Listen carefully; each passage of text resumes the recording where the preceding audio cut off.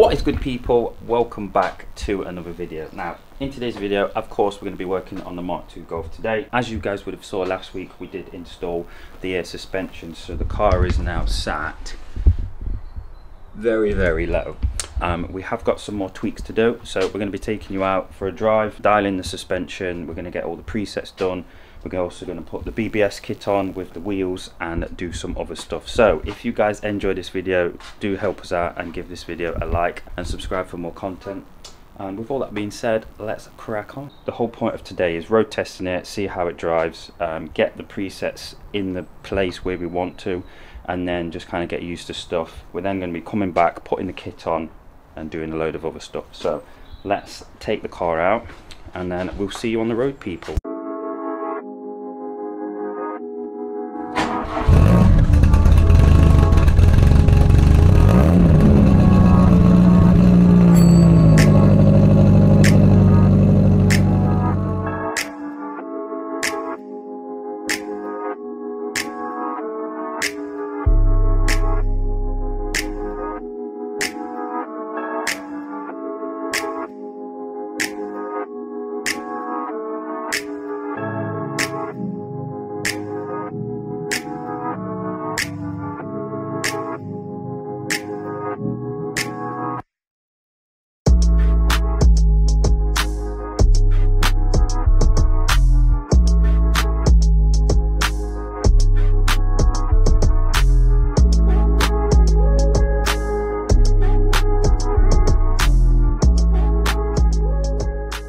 Nice little spot in a car park, and I think the reason why it's so bouncy, the rears, that's 50 psi. Now that is a lot higher than where it was before, so I think what I need to do is set the preset a bit lower on the back, maybe go to 40 psi. So what we'll do is we'll get the phone out and then you guys can see how and what I do as well. Connect the phone up. So at the minute we're at 50 psi on the back, so we need to go at least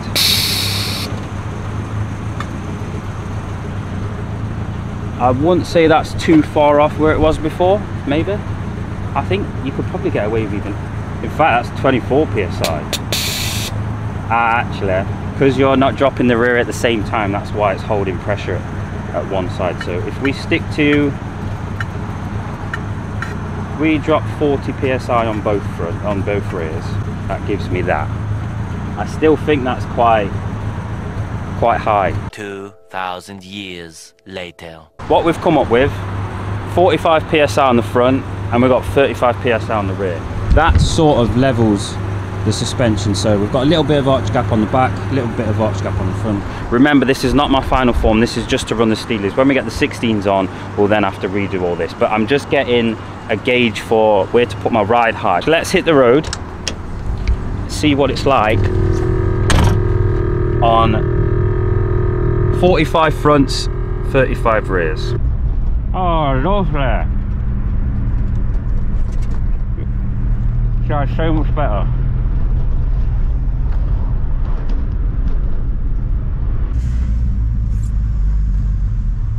Let's see how it does.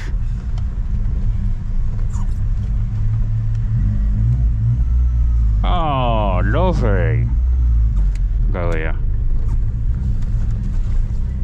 Right. Oh god. I've got the GoPro in my mouth. Everyone's bleeding staring at me. Right, so first impressions. This drives quite similar to how it was with coilover, so I'm pretty happy with the 45 fronts, 35 rears. So that is what we're going to go with. Actually, let me switch to normal camera. So we're happy with 45 fronts, 35 rears. And just to give you an idea, I think this was sort of the level where it was before. Obviously we've got a little bit of height on the back still, but I'm pretty happy to roll it like that because obviously these wheels are not going to be staying on it. With the higher setting, so this one here, that's where it's going to sit, just there. But in all honesty, I like to drive my cars on normal ride height so I can get over speed humps. There won't be any real reason to use this ride height. Motorway driving, we've got 25 all round, so let's see what that looks like. No chance. Look at the rear, no chance. So we're going to have to lift the rears up a little bit. that's how I'd probably have the rears, because we're still, I mean, ideally we're never going to have it on this setting on these steels, because we still need to roll the arches, which we'll be doing in today's video, so make sure you stay tuned for that. I can't believe I'm out in the public filming. I don't normally do that, I like to avoid everyone. But either way, what do you think? How does it look? Let me know what you think. Enjoy these cinematics, and then we'll head back in, we'll head back home, get some work done on the car, and then hopefully we can get the body kit on, which I'm so excited. So make sure you guys stay tuned for that.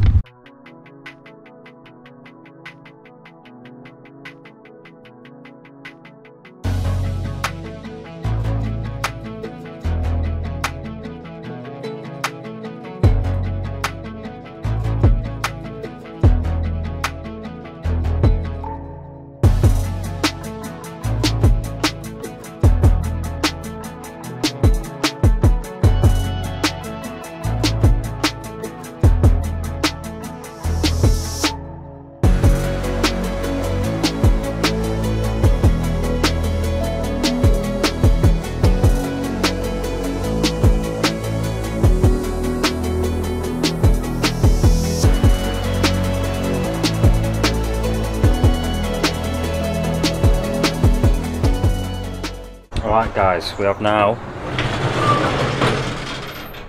made it back to the garage. Got to say, from all of the driving today, the cars have responded really well. Next we have a special tool we need to use, an arch roller. So as I've mentioned previously in the vlogs, we need to roll the arches, because if you can look, put the light on, this section here, when we're airing out, is actually sitting on the tyre and stopping it from airing out. It also makes it catch and can cause problems if it's going to slash your tyres and bits and bobs. So what we're going to do is use the arch roller on the front and rear. The car is being painted, so if we do wreck the paint, it will be rectified at some point, but I really do need to get the arches rolled today, so then we can do the kit and the wheels to fine-tune the fitment going forward. So let's jack up the rears, get the wheels off, start doing the rolling, and then we'll move over to the fronts.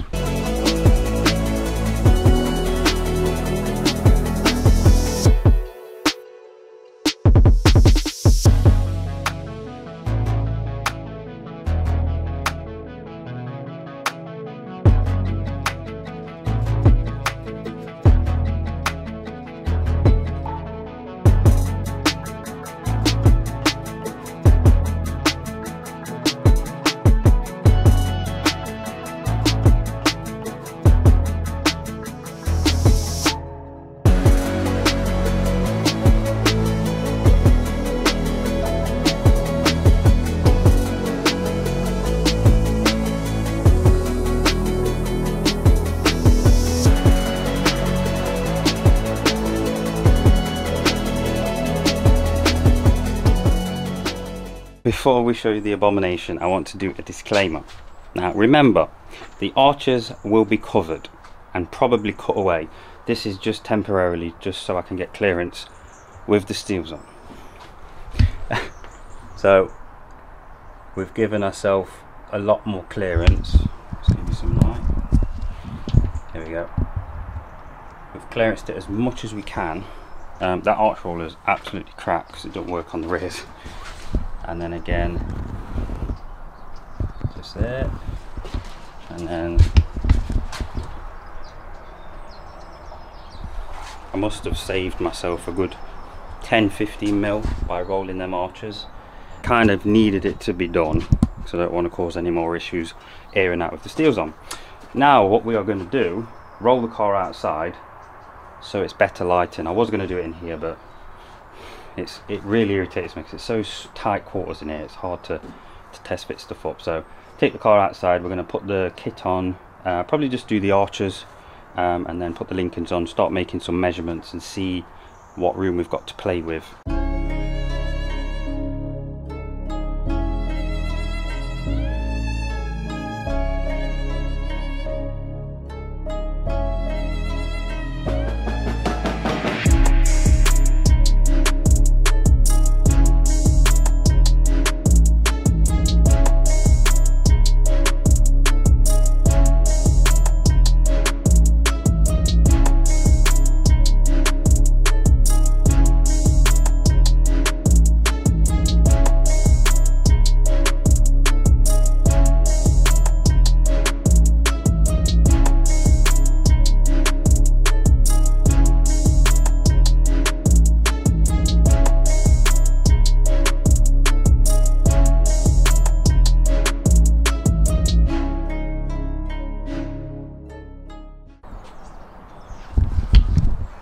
my god. Oh my god.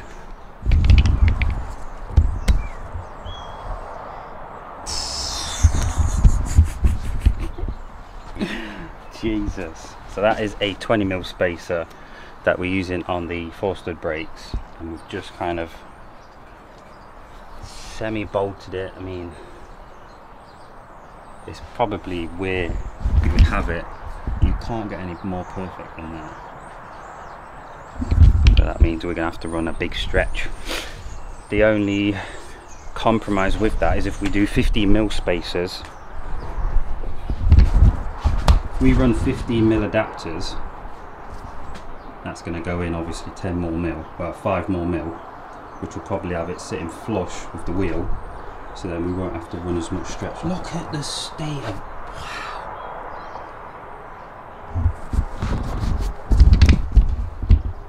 Trust the vision. I've just remembered I've got a 15mm spacer when we was working with the Golf Estate, so I'm going to put this on, and that is going to simulate if we was to run adapters with these wheels, are they going to work? So rather than measure and guess, we're actually going to have a for sure measurement on what they're going to look like. We've got much better fitment. I still feel like it's going to need a lot of stretch, and if possible I'd like to run 195/40, because I've seen the fitment before on another Mark II and it's good. It took loads of pictures. Taking pictures inside the arch, just to kind of see when I'm at home and I'm thinking about it, I can come up with a better plan. Adapters themselves, if we quickly look on Facebook Marketplace, don't look like there is any. There's spacers for 4-stud, there's spacers for 5x114, but there isn't both. So we might be a little bit out of luck there.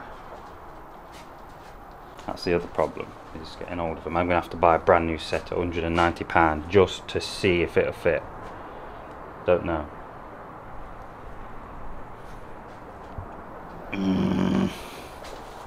Anyway, let's chuck the fronts on.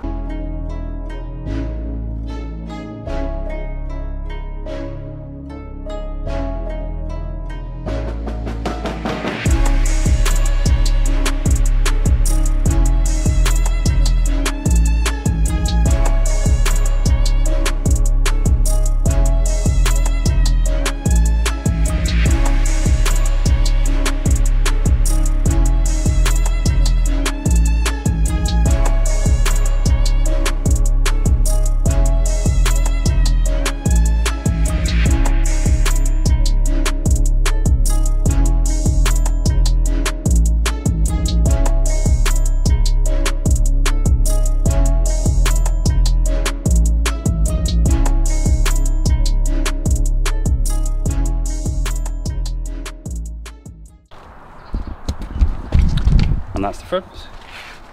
I don't think it's ever going to sit that low, because when it was on 14s you think, well, actually it might sit there. So that's with a 15mm spacer.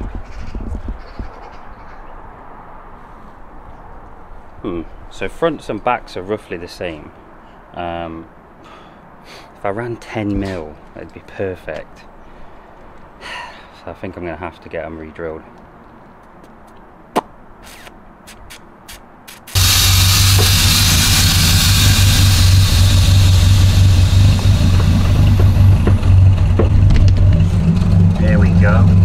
We've got clearance now, so this side's all good.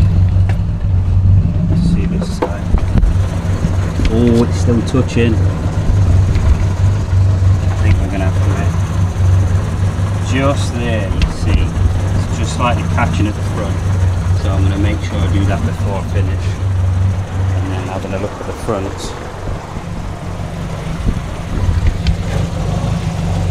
Loads of clearance. Just rubbing on the inner liner, which ain't too bad. We could probably remove that. And then on the front, yeah, there's loads of space. Yeah, dead happy with that. Just need to do the offside rear, and we should be good to go. So we've got a good idea now of where they'll sit. if they ran without spacers, I think they took very nice. 15mm is sort of the sweet spot for the sort of flush look. If I'm honest, I'm not a massive fan personally. I love the look of it, of a flush fitment, but if it's my car, I'd rather tuck, because if this car for whatever reason was to dump all of its air out while it was parked up, I'm not going to smash the arches, I'm not going to smash my wheels, I'm not going to rip my tyres, and tucking will ensure that if the car is fully aired out, nothing is going to be catching or anything like that. So I'd rather it that way. The minimum thickness for adapters is 15mm, and that is fixed. Obviously I can't make any adjustments. If I get these re-drilled, as much of a pain as it is, I can bolt these up and just throw some spacers on, some hub-centric spacers on.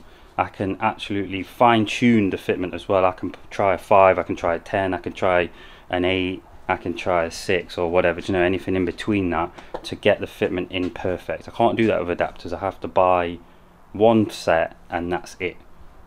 So that is why I might have to re-drill them. If it was tucking with the 15mm, I'd buy the adapters, but sadly we haven't got that much room to play with. I'm going to try and get ahead of my uploads, because when this car is in the body shop for smoothing and paint, they're in 2 different garages, which means that this will be down for potentially 2 months. So from January to the end of Feb, I'm not going to have anything. So I'm going to make sure that I film enough content for you guys. I'm not going to be able to have all of the videos uploaded, because there's only so much really I can do with this car until it's painted and we start doing all the fun stuff. I will head over to Ben's and give you guys an update on what he's getting up to with his stubby build, his Harlequin and his MX-5. So we've got a few bits and bobs there to get on with. So make sure, if you haven't already, subscribe. It does help out massively. Trying to hit 5k, well, I'm not really setting a time limit on it, but if you guys can help me get to 5k, I'd massively appreciate it. We've been grinding out YouTube videos for about 4 years now, so it'd be nice to see some consistent flow, and hopefully you guys enjoy the Mark II Golf content. If you do, give this video a like, and we'll see you next week for another upload. Peace.